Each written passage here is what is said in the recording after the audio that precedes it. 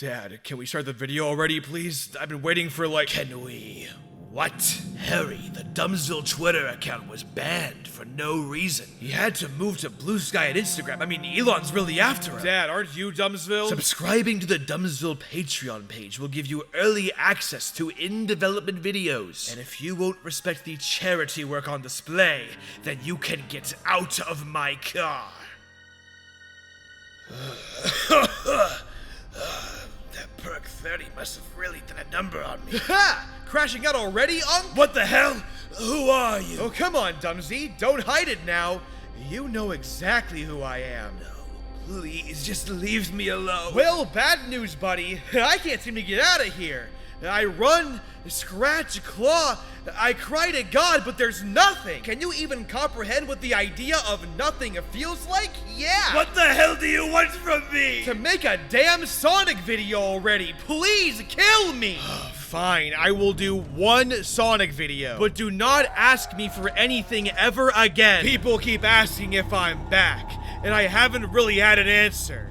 But now, yeah, I'm thinking I'm back. Games for Windows Live. Now, first I want to make this abundantly clear. I actually really liked Shadow Generations, which is shocking for me because I haven't liked a Sonic thing in like, what, 12 years? Not counting Sonic Mania or maybe the movie. When it comes to mainline Sonic Team made games, I haven't liked any of them since Generations. That's that shit I don't like. A game that, while it is my favorite Sonic game ever, still has a lot of room for improvement. It's weird that Generations is seen as a peak game in the franchise, even by me, because looking back when this game came out, it felt more like a game where there was still more to do. Unleashed in Colors, the first two games in the Boost formula series, felt more like experiments, just trying to figure out what to do with the Boost formula. And in that context, Generations feels like a big aha moment for Sonic Team. But at the same time, it isn't a perfect game and did have flaws of its own. Flaws that could have been a good thing, as the game was practically begging for a sequel. It was a game that was way too short and fell apart at the very last minute, with Planet Wisp just being kind of god-awful, and the final boss being genuinely terrible. But seriously though, for those who don't know about the Time Eater boss, to quote Tame Impala, I miss the old Kanye. Used to shop at all D's. It had some incredibly weak side content, and while seeing older levels reimagined was very novel at the time, the game did leave me longing for new levels in this Boost formula style. The refined Boost formula showcased in Generations deserved more. So when Sonic Team didn't do that ever, it ended up being incredibly frustrating. Not only did Sonic Team throw away everything they did with Generations, but they also made the baffling move of just making dog shit slop games. If it's got a minute, you know what a good name for it would be? What's that, Norm? Box office poison. Sonic Lost World, the very next game, was a confusing, janky mess. It wanted to be a Mario game for some reason, but its clunky new parkour system is genuinely so unintuitive that it makes you wonder who the fuck thought this game was a good idea. It's the biggest piece of dog shit. Needless to say, it's not for me. Not quite my tempo. It's all good. No worries. Here we go. Then there was Sonic Forces, an honest-to-God Boost formula game. And it took only 4 years to make, except no wait, it really sucks this time. The physics in the game are terrible. The level design is some of the worst I've ever seen, with levels lasting only like 2 seconds, and Sonic's moveset being 10 times worse. You see, one of the greatest things about Unleashed in Generations was their moveset. You had boosting, home attacking, sliding, stomping, short hopping, drifting, air boosting, wall jumping, light speed dashing. These moves felt great to pull off, and training your muscle memory to use them felt even better. So of course, Sonic Forces chose to remove short hopping, drifting, air boosting, light speed dashing, even wall jumping. On top of that, the level design is either really bad 2D or running and boosting in a straight line. It's like what people who don't like Generations think Generations is. Oh, by the way, you know how Generations, in my opinion, was way too short? Well, Sonic Forces is now 3 hours. Less than A game that could have finally been that Generations refinement with original levels and everything ended up being severely underwhelming and then some. To call this game a crippling disappointment would be an understatement. So, you know, again, it's not my thing. You're rushing.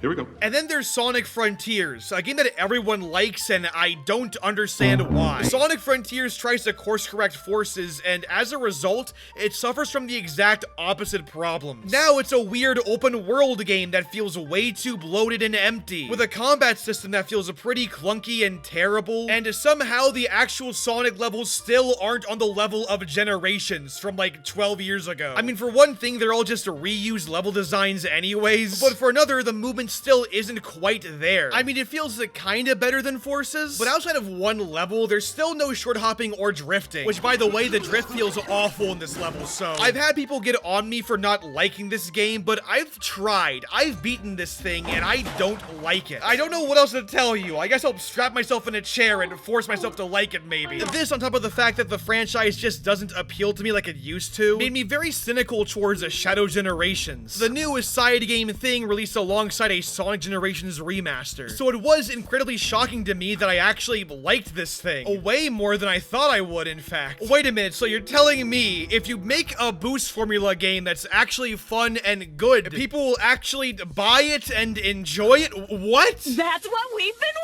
waiting for! However, I would not call it the peak of the franchise. It's an incredibly strong 7 out of 10, but there's still tons of areas that need improvement. So take this as more of a wish list of things that I hope they do in the next game. Assuming, you know, the next game is a boost game and isn't Lost World 2. First off, some things that I like that I hope they keep around. First off, again, please keep the boost formula. I know Sonic fans will disagree with me on this, but Shadow Gens really proves to me that there is more to do with this formula. Something I've always felt like was the case, but now I'm actually confident that Sonic Team won't fuck it up next time. On that note, what makes this game great is the level design. It reminds me of Sonic 06 in a good way, where there's plenty of alternate routes and shortcuts. And man, they went all out with the routes in this thing. There are some routes that I discovered while recording footage for this game. And there's also new shadow powers that open up even more routes to you. It's like, god damn, you didn't have to go that hard. And the levels actually feel a lot longer and more enjoyable too. Impressive.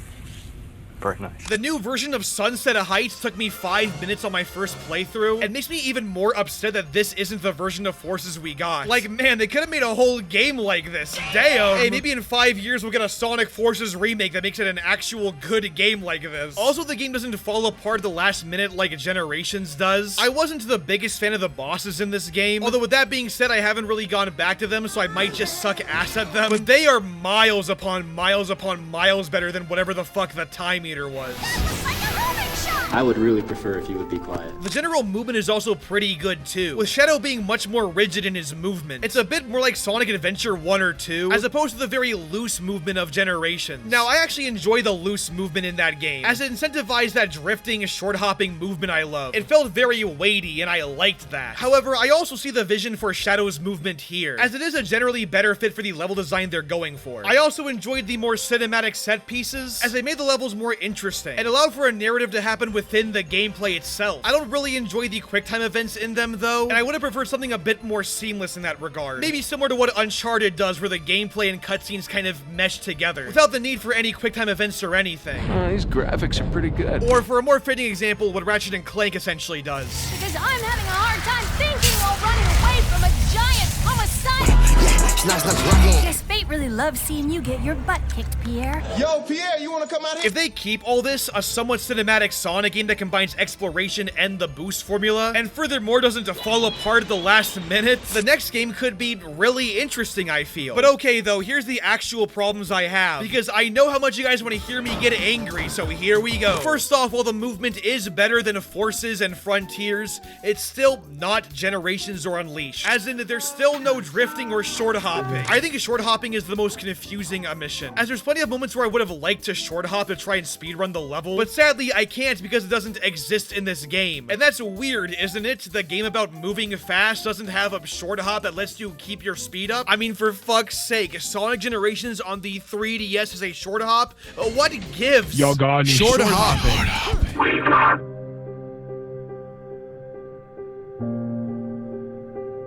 Also, Also, please properly bring back the drift. I've seen people misunderstand why the drift was there in the first place, saying it's a crutch for Sonic's loose movement, which, no.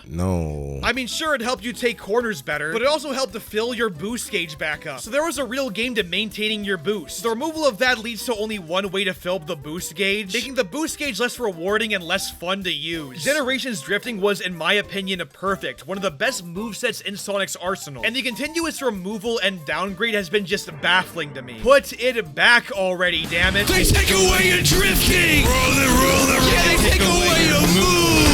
This is why, in my opinion, Shadow Gens feels less like a Generations successor and more like a Sonic Forces successor. A what if Sonic Forces was good kind of game. And it succeeds at that, but it's still not at the level of a game from 12 years ago. Speaking of which, this is more apparent when you actually play Generations in this remaster. A game that still feels amazing to control and makes the downgrade in Shadow Gens a bit more apparent. Now, to clarify, that doesn't mean that Shadow Gens is unenjoyable, not in the slightest. And I would say if we're judging purely off the boost to gameplay and not anything else in the game, it is, in my opinion, the third best. But when the guy outpacing you right above you is a game from 2008 and the first 3D boost formula game, and the guy below you made its sacrifices because it's a literal Wii game and still somehow has short hopping in it, it makes your bronze medal way less impressive. I also think the game is both too short yet too bloated and has some really bad pacing issues overall. Now, yes, this is a side game within a remaster, so it only being 3 hours long is understandable, but the thing is, bad pacing is a pretty consistent issue, stemming all the way back to at least Sonic Unleashed. And it's weird seeing Sonic Team make the same mistakes they did here. For one thing, yes, the game is too short. Again, since this is a side game, it's understandable, but it feels like there is more to explore in the style here. And while this is a better package than something like Sonic Forces, it still left me going, man, I wish there was more here to actually play, because what's here is really fun. But the problem is there's not really enough of it. A bigger problem, though, is that there's a weird amount of padding in this game. Stuff that's there to clearly make the game longer than it actually is, but in turn really harm the pacing. I'm of course talking about side missions, which aren't actually side missions, and boss keys. You see, there are parts in the game where you can't progress to a boss fight until you get the boss keys, which are locked behind side missions. But the thing is, every side mission is required to complete in order for every boss key to be obtained anyways. What this does is, first of all, make the side missions no longer side missions. So, like,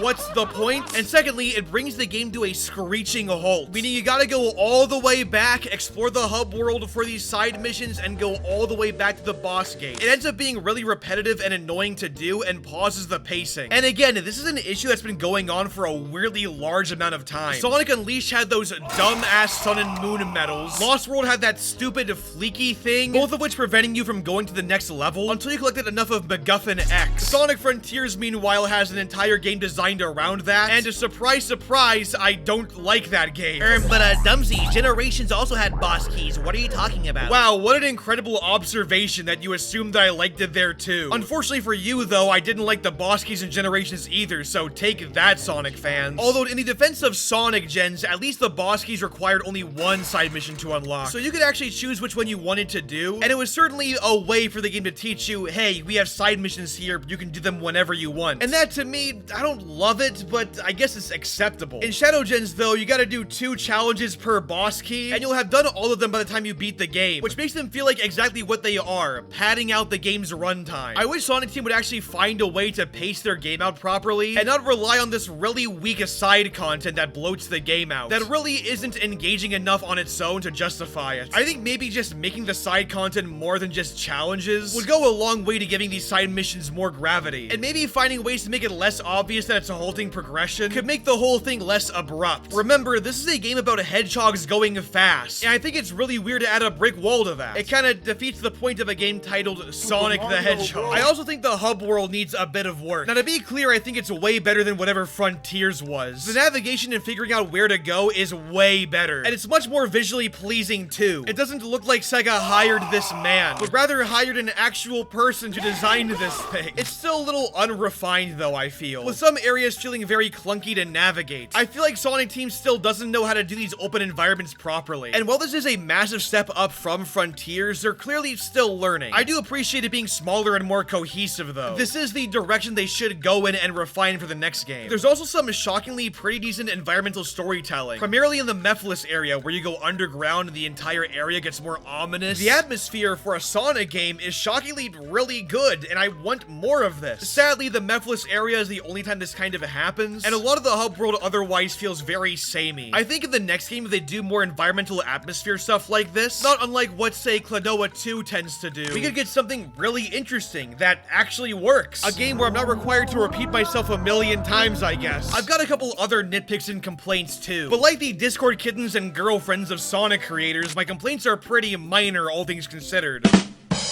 The ranking system I feel is a bit too easy. I was able to S-rank the levels on my first go, even when I felt like I didn't really deserve it. I don't know, maybe I'm just really good at Sonic games. The exception though is the last two Radical Highway levels, which were actually really hard to S-rank. Like seriously, the difficulty spike is weird here. Although with that being said, I loved the challenge. It was really fun.